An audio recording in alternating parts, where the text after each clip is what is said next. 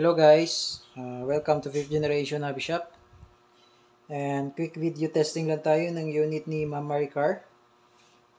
This is the Double Bell Pit Viper John Wick 4.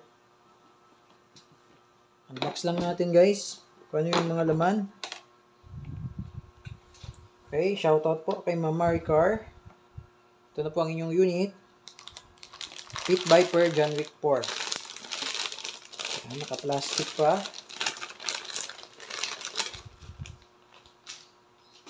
So, ayan, may mga langis-langis pa from the factory. Ayan, pupunasan lang natin.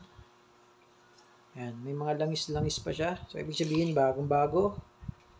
So, ito yung unit. Pit Viper. Ayan, may mga langis-langis po, napupunasan naman yan. Okay, from the factory. So, may mga, ano siya, lubricated pa siya.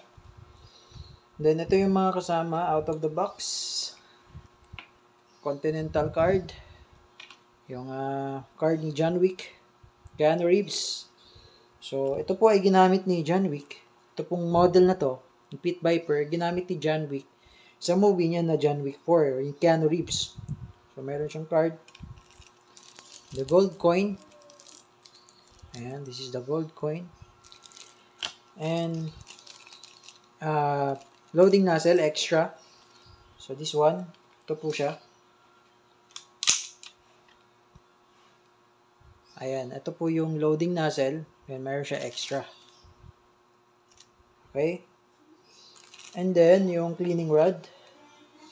Cleaning rod. Okay. So, ayan po yung mga kasama. And then, yung free na gas. Green gas, number 12. And then, ginawa ko na pong 0.25 yung bibis kasi malakas yung ating unit. So, mas mabigat na bibis, mas maganda. Okay? So, ayan po yun mga kasama. This is code number 303 by Double Bell. High Kappa 5.1 Pit Viper John Wick 4. Taran Tactical by Double Bell. Ayan, Taran Tactical Innovations. Okay, unit ni Ma'am Maricar. Okay, video testing. Okay, so now, lagyan muna natin ng gas. Upside down. Ayan, upside down. Then, press. 1, 2, 3. Ayan, 3 segundo lang. Check natin kung may singaw ba. Okay, walang singaw. Lagyan natin ng bibis.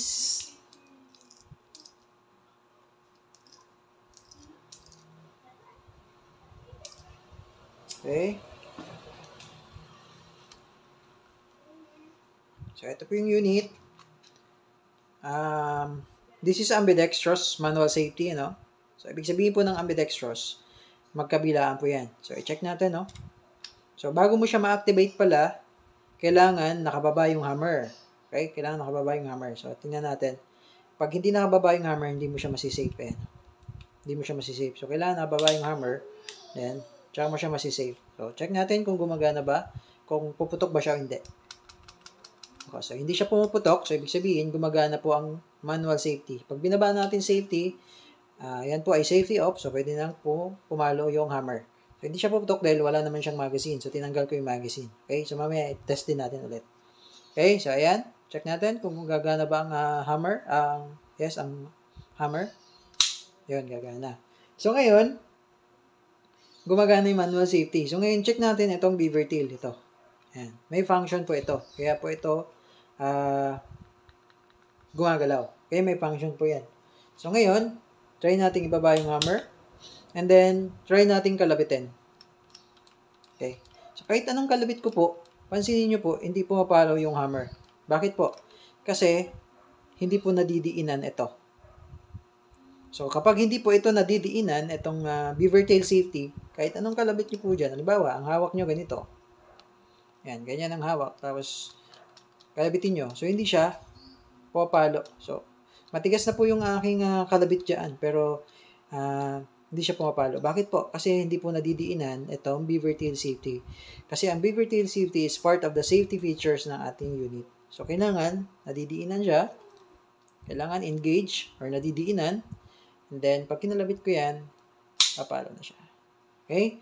So, ibig sabihin po, working ang ating beaver tail safety. Okay, so explain ko lang din yung ambidextrous. Ito po yun. So, ibig sabihin po ng ambidextrous, magkabilaan po yan. Tingnan nyo po, magsasabay siya. Ayan, so, ibig sabihin po yan, pag kayo ay left-handed, you can still access the ambidextrous manual safety. Okay? So, working din po yan. Okay? So, ayan. So, ito po yung unit, Pit Viper John Wick 4. And so, you can also install some tactical flashlight here. Ayan. Tactical laser, pwede po siyang lagyan. Then, nakamagwell na siya. Actually, nakamagwell na siya. And then, this is a 30 rounder capacity. So, make sure lang pag naglalagay kayo ng gas, inverted position po. Ganito po, no? Kailangan pati-work po yung magazine. Then, this is the valve. This is the nozzle. And this is the inlet valve. Yan, this is the inlet valve. Yan yung valve. And this is the outlet valve. So, pag i-release nyo yung gas, press nyo lang tong outlet valve. Okay, and then, dito po tayo mag-charge ng gas. So, make sure na inverted position, pag ganyan. Then, tsaka yung shepherd press. 3 segundo lang. Okay, so lagyan ko naman na to. So, dinemo ko lang kung paano. And then, so now, magte-test fire po tayo. So, meron naman siyang bibis na, meron naman siyang gas. So, magte-test fire po tayo. And then, before natin siya paputokin, iti-test ko rin ulit yung manual safety kung magana ba siya. Okay? Okay, ma'am marker, this is your unit po. John Wick 4, Pit Viper. Test fire tayo. Ayan. Pasok ko lang magazine. Okay, so i-check natin yung manual safety, no? Ayan, check natin ulit. Okay, hindi siya pumuputok. Okay, so ngayon, pag binaba ko yan, it's ready to fire. Okay?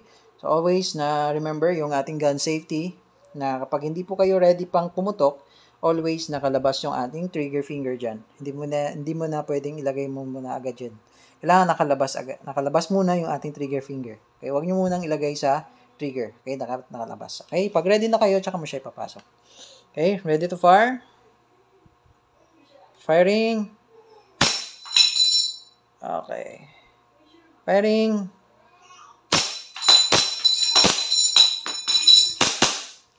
Okay, open slide. So, nag-open slide siya. Ibig sabihin yan, wala na siyang bala. Release the magazine. Then, para bumalik yung kanyang slide sa original position, ang gawin nyo po, press down nyo lang po itong slide stop. This part po, slide stop, slide release, press down. Pero, dapat pigilan nyo muna yung slide. Yan, pigilan nyo, then press down, then release. Okay, hammer down. Okay, so ma-marker, okay na po ang inyong unit. If you have question regarding your unit, just message us sa aming page, 5th Generation Hobby Shop. Okay, thank you for choosing 5th Generation Hobby Shop. Thank you po and God bless.